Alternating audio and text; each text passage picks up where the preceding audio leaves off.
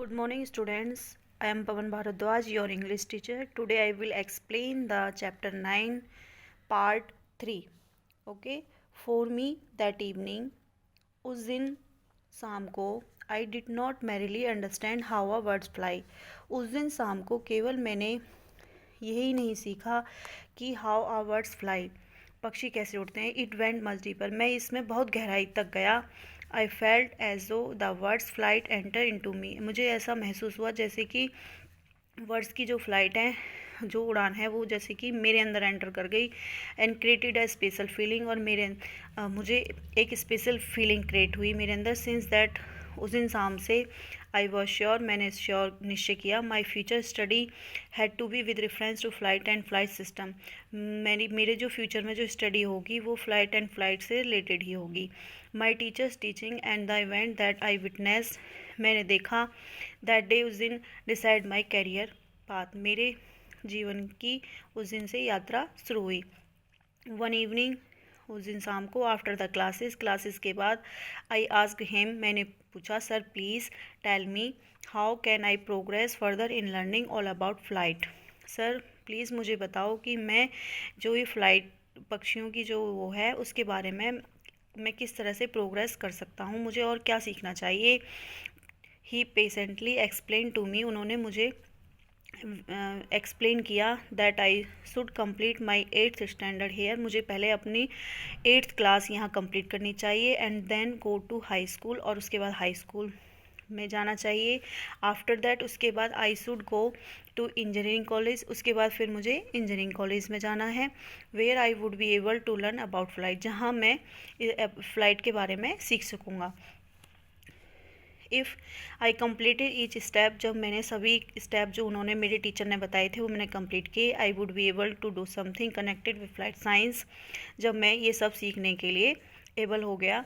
This advice and this lesson that evening by the sea shore, ये advice और वो part जो मेरे टीचर ने उस दिन मुझे समुद्र के किनारे लाइव क्लास दी थी, गेव मी अ गोल, मेरे को and mission for my life, मेरी लाइफ को एक लक्ष्य प्रदान किया. I spoke to my father about my dreams and ambition, मैंने अपने फादर को अपने ड्रीम्स और एम्बिशन के बारे में बताया. And as a result, at the age of 15, decided to move to Schwartz high school in रामानंतपुरम.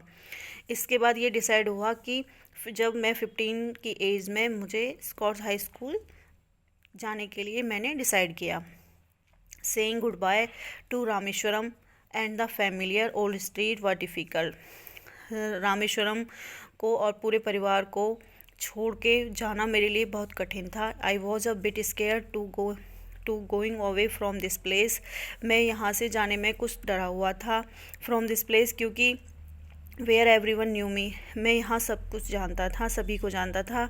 And where I knew every corner and tree, जहाँ मैं एक एक पेड़ और कोने को जानता. I had never gone so far, जहाँ मैं कभी भी यहाँ से, अपने परिवार से कभी भी दूर नहीं गया था. And to leave my mother behind made me specially sad, और अपनी माँ को छोड़कर, जो कि मेरे बाद बहुत दुखी होती. See tears and made boxes of that would last me for a few days, उन्होंने भी आंसू बहाए और मेरे लिए खाना भी पकाया कुछ दिनों के लिए. वो मेरे लिए लास्ट लंच था. दोज पॉलीज जो that I was so fond of, जिनका मैं बहुत शौकीन था, went with me on my first trip outside Rameswaram, जब मैं रामेश्वरम से पहली बार कहीं बाहर गया. वी लेफ्ट बाई ट्रेन, हम ट्रेन से गए. Jalaluddin and Shamsuddin came along with me to help me settle down in the new place, ये मेरे गांव के दोस्त थे जो मेरे साथ वहाँ मुझे नए जगह पर सेटल करने के लिए साथ में गए. I remember waving good bye to everyone till they were little specks in distance, मुझे वो भी याद है जब वो डिस्टेंस से मुझे सभी गुड बाय कर रहे थे, दूरी पे खड़े होके. My eyes were threatening to water, मेरी आँखों में पानी था.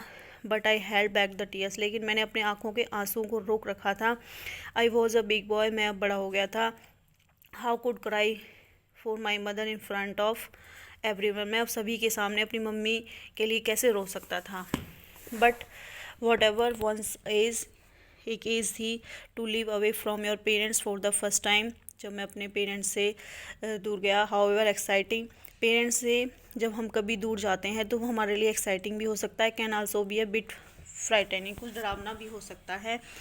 माई first glimpse of my new school was a plague, मेरे न्यू स्कूल की जो फर्स्ट झलक थी वो एक वॉज अ प्लेग्यू। प्लेग्यू होता है जो नोटिस बोर्ड होता है। सबसे पहले मैंने वहाँ जाके स्कूल में नोटिस बोर्ड देखा, that was nail to entrance, that जहाँ मैंने ये पढ़ा, let not only let not only days be spent let not the wing days be spent in vain, when once gone not gold can buy them back।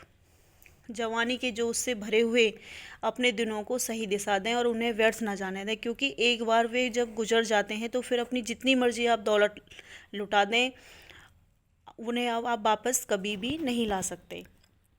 It means that the best days of our lives were now, when we were learning and we had to make the most of this time. Once gone, the time would run like sand between our fingers। जब समय एक बार निकल जाता है तो जैसे ऐसे जाता है समय जैसे हमारे हाथ से रेत फिसल जाता है। We would never get bit again, हम इसे कभी भी दोबारा वापस नहीं ला सकते। The words not only filled me with hope, इन शब्दों ने केवल मुझे आशा ही नहीं दी, expectation, but also help me, मेरी हेल्प भी की। Put aside my homesickness, जो मेरी कमज़ोरी थी, जहाँ मुझे अपने घर की याद थी, उसको भी मैंने दूर किया। एंड लुक फॉरवर्ड, और मैं आगे बढ़ा। I would learn at this new school, यह सब मैंने अपने नए स्कूल में सीखा। थैंक यू बेटा, हैव अ नाइस डे।